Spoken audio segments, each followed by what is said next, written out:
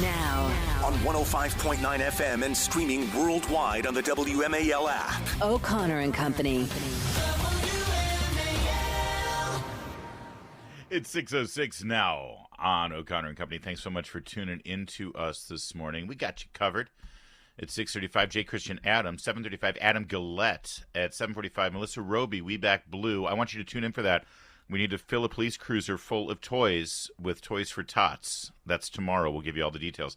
8:05, Bill O'Reilly. And then at 8:35, Sean Spicer. I'm Larry O'Connor with Patrice Onwuka. Happy Friday, Larry. If you say so. Yes, I do. All right. We've got an update now. Great testimony. We were so excited. You know, we saw this coming.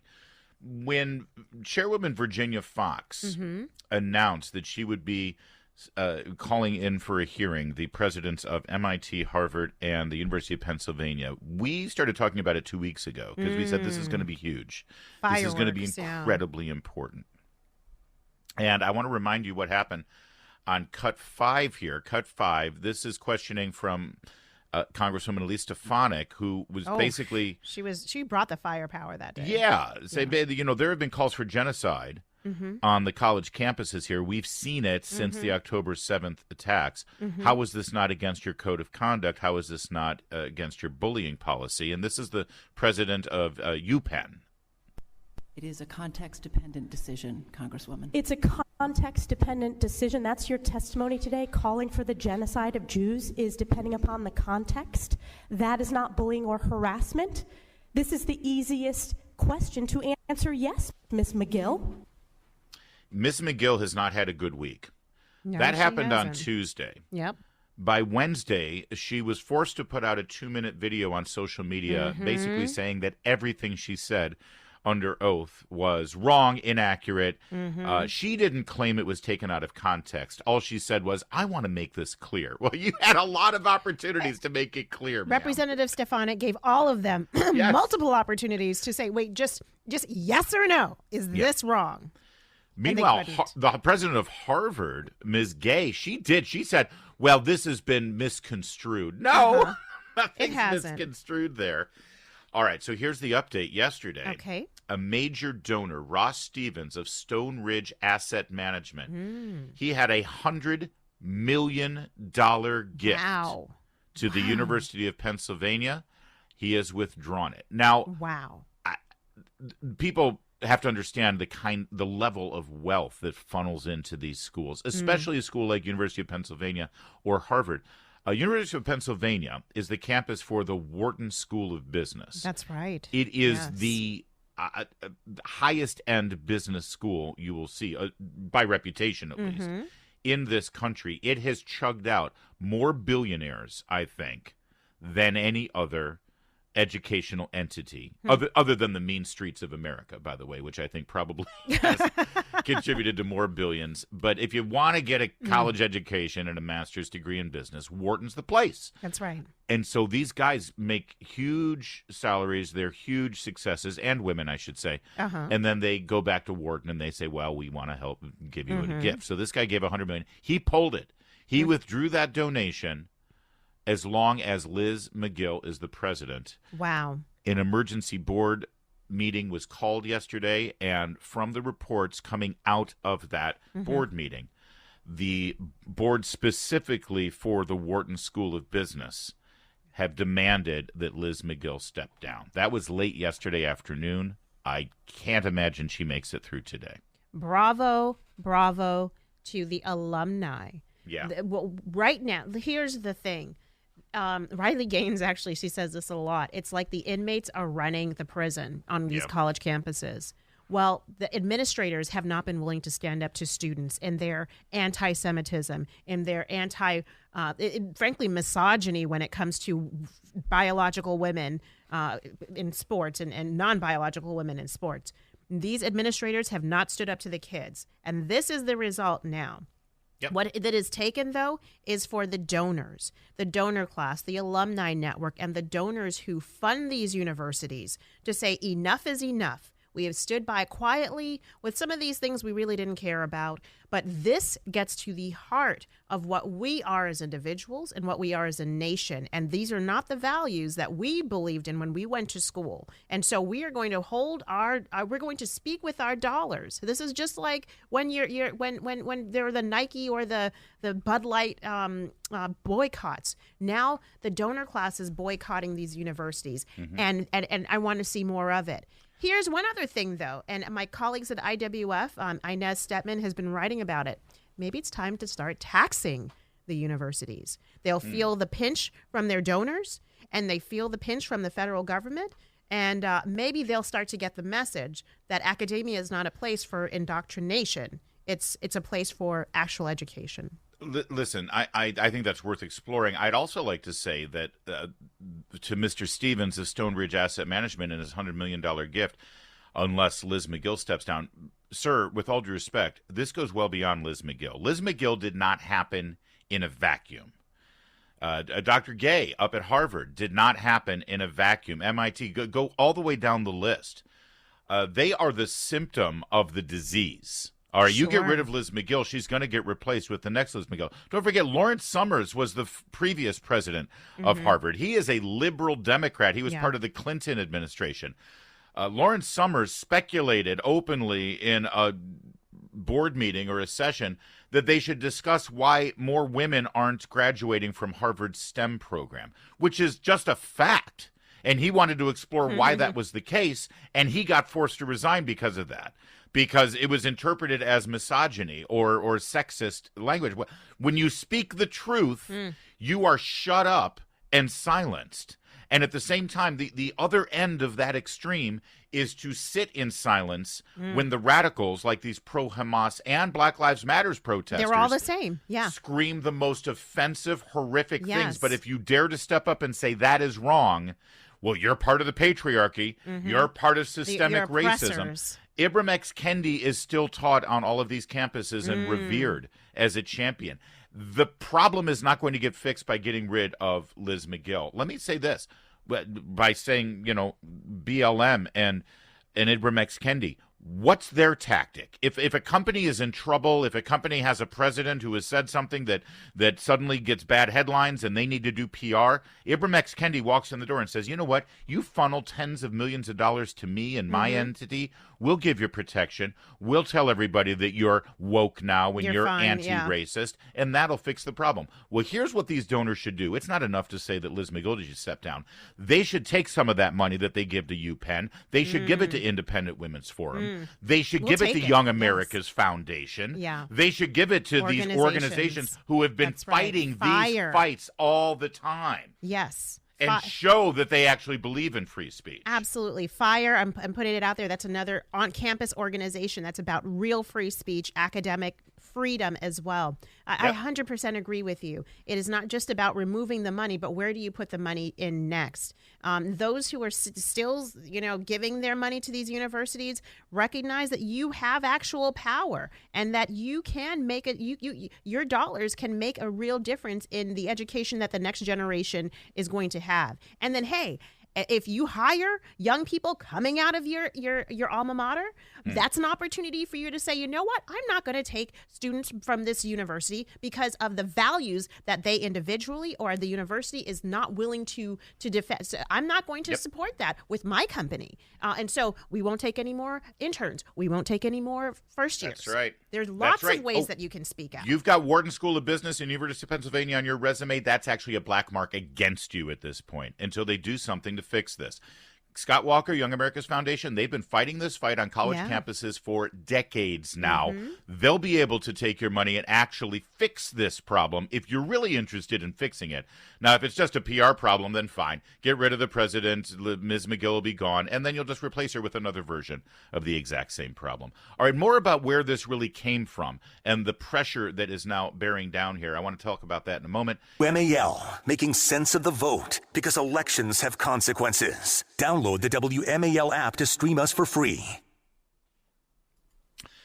Elizabeth Warren, quite possibly one of the most famous professors from Harvard. You'll remember she was the first Native American chair at Harvard. got a lot She's of not money Native on the American. faculty of Harvard. She was asked She about identified as a Native American. Yes. Yeah, well, yes. It's all that mattered, right? Yeah. On CNBC yesterday, she was asked about what kind of climate, what is going on. This doesn't come out of nowhere. We need to keep repeating this. This doesn't happen in a vacuum. These three women sitting there testifying that, you have to contextualize in calls for genocide. It really all depends on the what do they really mean by that? This didn't happen out of nowhere. It didn't just emerge this week. Yeah. This came from somewhere. And so here's Elizabeth Warren asked specifically about that. The same people that were marching with Black Lives Matter are now the one, or some of them, that would, go to the mat and be out every day marching for that, are some of the people now saying genocide to the Jews. How did that happen on liberal college campuses? Calling for genocide is wrong. Leaders should make that. You keep saying that. I understand that, but it came from somewhere. You don't think the progressive left has any culpability in driving us to this point right now, Senator? I think that what has happened is that people feel the pain of the Middle East, and they feel it on both sides very personally. Hold on. Did she just say both sides? Did she? She did the both sides. What about There are very fine people on both sides, says Elizabeth Warren. No, she refuses to admit that this is the spawn of the progressive liberal culture that has been encouraged, demanded. You're only allowed to think one way on a college campus. And if you dare to present an opposing viewpoint, you're screamed down and you're canceled. And that's what we're seeing play out. This is the end result of that. Well, she is trying her very best not to upset the inmates in the prison. It's so interesting because you have some of the most brilliant people who flock to Cambridge, Massachusetts, where both Harvard and MIT are located. I used to live in that area. And yet these are the future generations who are demonstrating their patent hatred for a people on this earth, simply because of their heritage. And yet if instead of saying genocide against the Jews, it was, let's bring back lynching. Yeah. If that was bring back lynching, what can you imagine how Harvard would probably be burning down again, but this time it would be, well, this is white supremacy. This is exactly why we need more of the critical race theory. We have to see color. All of that rhetoric that is not bringing us together. They would be more than willing to call that out and call out white people and call out white supremacy, but they're not willing to call out anti-Semitism. And so it tells you it's all hypocrisy, number one, from the left. But number two, do they harbor their own anti-Semitic feelings themselves? You have to wonder, because otherwise I can't fathom why you cannot hold accountable students for their wrongdoing. The worst kind of intolerance in our society is tolerance in the name of tolerance. The intolerance that is manifest under the virtue signaling tolerance that is beaten into our head. You will be tolerant and we will demand it of you. And here's how you do it. You have to be exactly how we are and say and think exactly what we say and think. There's nothing more intolerant And these are elites, Larry. Let's not forget. These are the elite of the elite in our nation. That's right. And anyone who disagrees with them, even if you vote a different way, that actually makes you intolerant.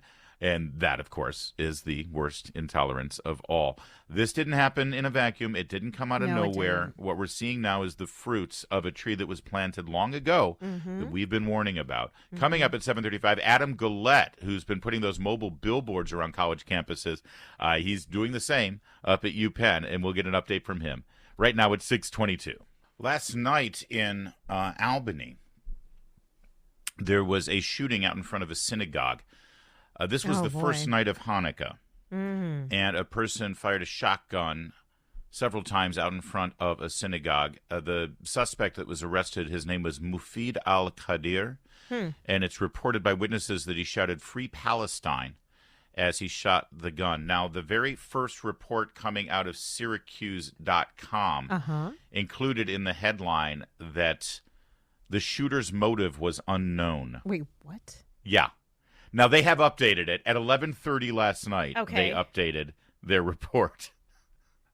But, as early as 9:30 in the evening, 9 p.m. in the evening, people knew, they had a pretty good hunch what the motive was. Yeah, if they're shouting "Free Palestine," I think that gives you a clue. Yeah. Well, they have now updated their report, and in fact, the chief of police has announced that this is being investigated as a hate crime. But can I just tell you, under any other president and in any other time, if Republicans were absolutely in charge of the White House or what have you, and a shooting like this took place in front of a synagogue, there would be wall-to-wall coverage Of course about there the would rising be. tide of anti-Semitism Of in course this there would country and be. how it's all being bred by intolerant anti-Semitic Republicans. Yeah, well, not anymore. And so this is the world that we're in.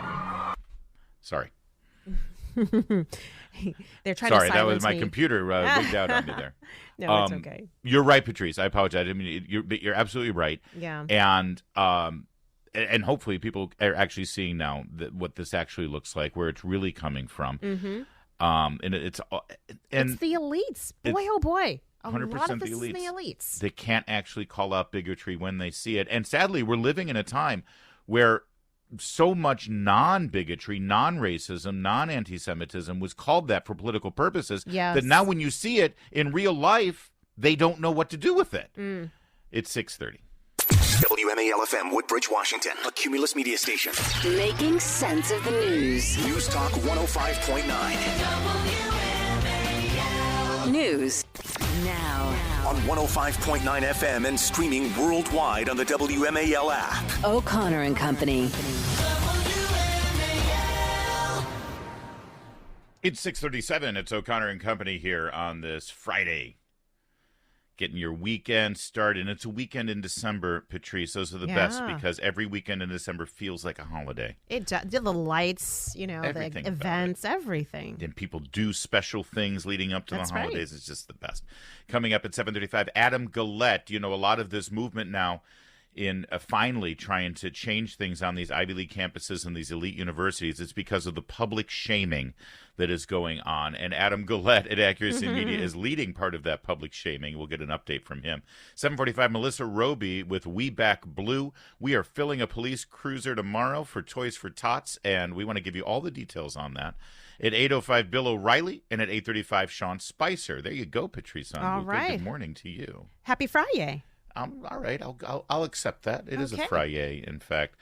Now, you remember when the movement? Listen, there have been transgender individuals of some stripe for a long time, and generally speaking, it's just sort of it up until about a minute and a half ago, it was treated as a mental or psychological disorder. You're not allowed to do that anymore. You're not allowed to say that. One must wonder if science changed or if politics affected how the American Psychological Association addresses these issues.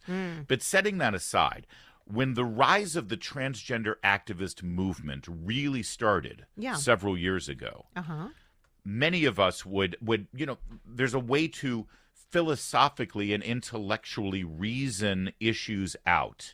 And we would say things like, listen, if somebody can suddenly decide to identify as the opposite sex, even though by every scientific, biological, and just reason-based observation, that person is not the opposite sex. But if we're all going to stop our world, stop our society, and stop our culture and pretend that they are, then what's stopping them from identifying as another race? That's right. Or for that matter, another species. Well, Rachel right? Dolezal did the race thing, and that didn't quite pan out for her. Exactly, but there are others who have done that, right? And the response is, oh, that's ridiculous. No one's ever going to do that. And then suddenly you do have people identifying as the other race, like Elizabeth Warren. You by the way, have people identifying as another species. People want to be treated like cats or wolves and things like that. But at the time, that's ridiculous. How dare you suggest? It's just like the same-sex marriage debate. When people are like, okay, if we're going to normalize this, and as a culture and as a government, as an institution, we're going to say that same-sex marriage is exactly the same as traditional marriage, or or marriage, if I could just call it that. Yeah. Then why shouldn't kindergartners get storybooks given to them in elementary schools celebrating same-sex relationships. And at the time, it was like, oh, we're never going to do that. This is just about letting a guy visit his husband in the hospital, and he's not allowed to do that now. That's all this is about. And, of course, here we are. Yeah, here we are. Exactly. Right. So that is a very long buildup to bring you this latest story out of the New York Post. I will just read the headline. Okay. From transgendered to transabled, people are now choosing to identify as handicapped. What? Wait. They're pretending to be handicapped, you mean? A troubling societal issue called transableism is attracting attention.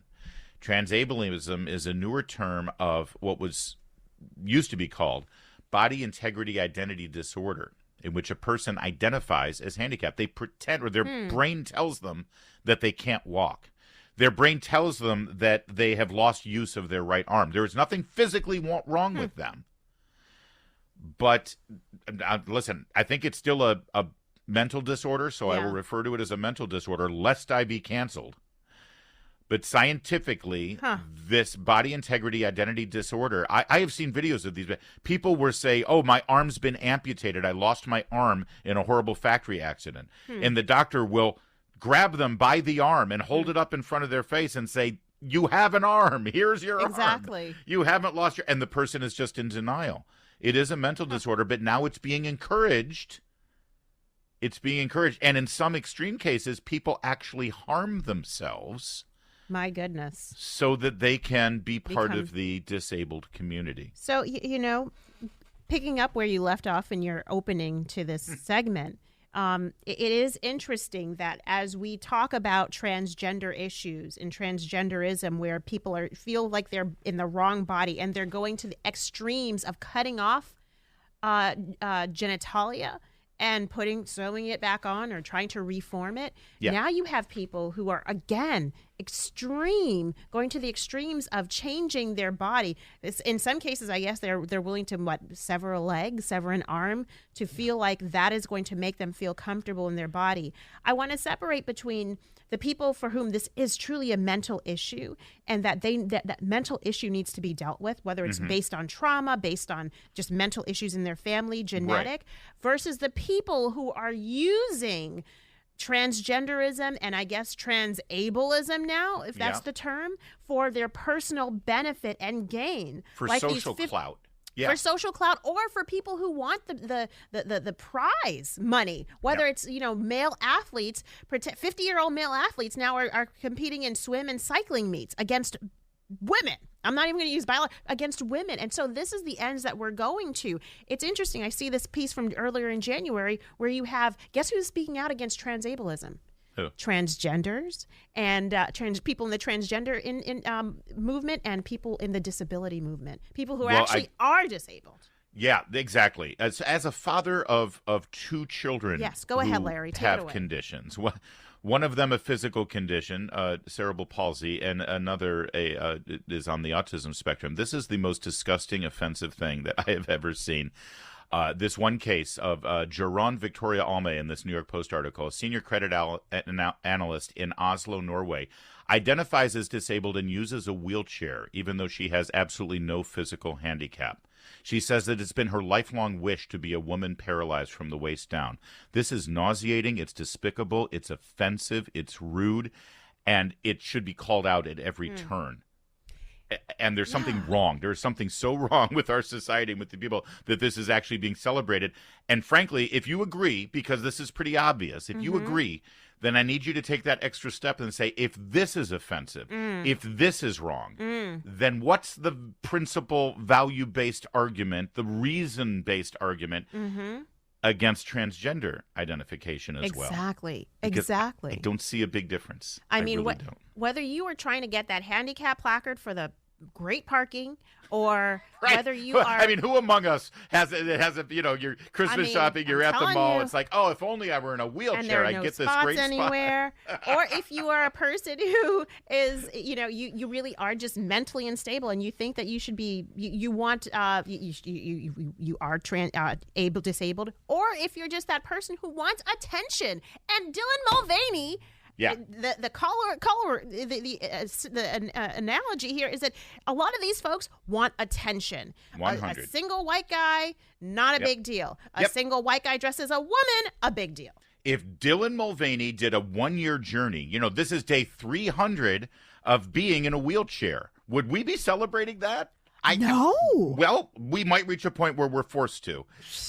God help us. It's 6:45, WMAL traffic and weather every 10 minutes, first on the 5. What a morning with the Beltway shut down. Jamie Whitten in the Hadid Carpet Cleaning Traffic Center. This Irish dancing thing. Yeah, I remember back a few years ago, it used to be really hot. Maybe 10 years ago. River Dance, yes, Lord exactly. of the Dance. Yeah. It sort of hit our shores, I want to say, in the early 90s. That's when it really exploded here in America. And it created a whole movement. Families get their sons and daughters learning how to do Irish dancing as, sort of just like how some families do ballroom dancing. And sure. It's a thing. And there's competitions, really fierce competitions. I actually know somebody in the Maryland area who competes at the national level doing Irish dancing. Well, Irish dancing has now fallen victim to the transgender craze. Again, that thing that they tell us will never happen, just like people identifying as disabled, right? Or, men deciding that they're going to compete against women and then women losing out. It'll never happen. Well, here's another thing that will never happen. A teenage boy who identifies as a girl is going to the Irish Dancing World Championships after placing first in the under 14 Southern Region competitions. This is an exclusive article from our friend Mary Margaret O'Lahan, who I think knows a little thing about Irish dancing. And one mother whose daughter danced in the same competition as this trans-identifying boy in Dallas, Texas, said, this is going to make me cry because her daughter missed out. And this boy will now represent our Southern District in the World Championships. That is so patently unfair to her daughter and to all of the girls. Listen to this, Larry. Dance results show that the child formerly competed as a boy and placed 11th in the World Championship in 2023. So this kid has gone from number 11 to number 1. And I think that's what you're seeing. It is those who are mediocre or even decent, but want to be the best. And so they're literally putting on girlhood, putting on womanhood as though it's just an easy mask and an easy shortcut to the top. Yeah. It's not fair to the girls. It's and the kind of work that they put in for these kind of competitions, let them compete on a fair basis, honestly, because I mean the strength and power in your legs to have to do what these incredible dancers do, and they really are amazing. Obviously, a boy is going to have an advantage there. It's and these organizations, they're totally responsible. They need, again, don't let the inmates run the prison. Well done there, Mary Margaret O'Lahan. The story is at Daily Signal. Check it out for yourself.